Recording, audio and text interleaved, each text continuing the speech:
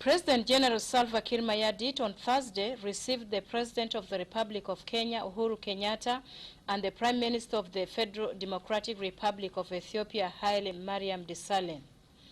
The two heads of state led a high-level delegation to look for a regional political solution for the crisis in the country following the failed coup attempt led by Dr. Riek Machar. The leaders are in Juba to express their strong support to a legitimate government headed by elected President General Salva Kiir Mayardit. They expressed their will to recognize the issue in the country within the IGAD countries instead of being internationalized.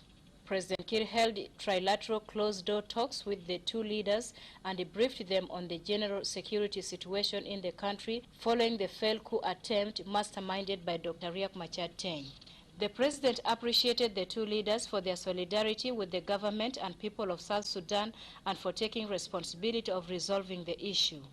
The trilateral meeting was followed by a joint meeting with the government, executive bodies, presidential advisors, and members of the National Legislative Assembly. The meeting was followed by a joint news briefing held by the Foreign Affairs Minister of South Sudan, Kenya, and Ethiopia.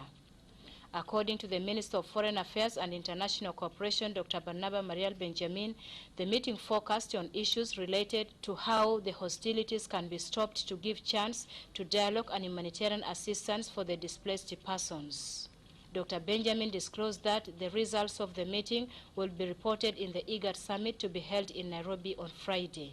Well, first on behalf of the President of the Republic of South Sudan, General Salva Kiir Mayardit, he is very thankful and appreciative that his brothers, the President Uhuru of Republic of Kenya and Prime Minister Desalegn of Ethiopia, have visited him so that he can brief them of the situation, the attempted failed coup that took place, and the discussions were very constructive.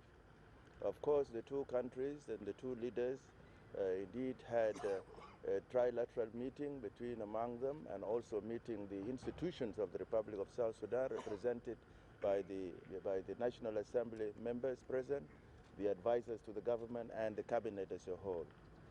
The discussions were constructive, and the agenda which was discussed have stressed mainly on the issues related to how we can stop hostilities, related to cessation of hostilities, the issues related to the dialogue, and issues related actually to the suspect detainees, suspected to have conducted this coup in support of Dr. Riek Machar, and issues of humanitarian affairs.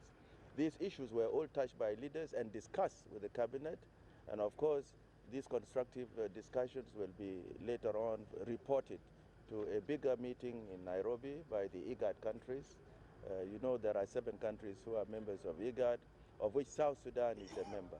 The President thanked them for raising their concern and giving support and solidarity to the government and the President and the people of South Sudan in their hour of need. And I'm sure the international community will now realize the region is involved. It has taken the responsibility. If there's any support, it will go to IGAD, but IGAD is the flag bearer in how this failed coup will be resolved. As they say, there are political areas in it will be solved politically, and indeed we believe that the people of South Sudan truly thank their neighbors for having taken this initiative. Meanwhile, Ethiopian Foreign Minister Tedros Adhanom said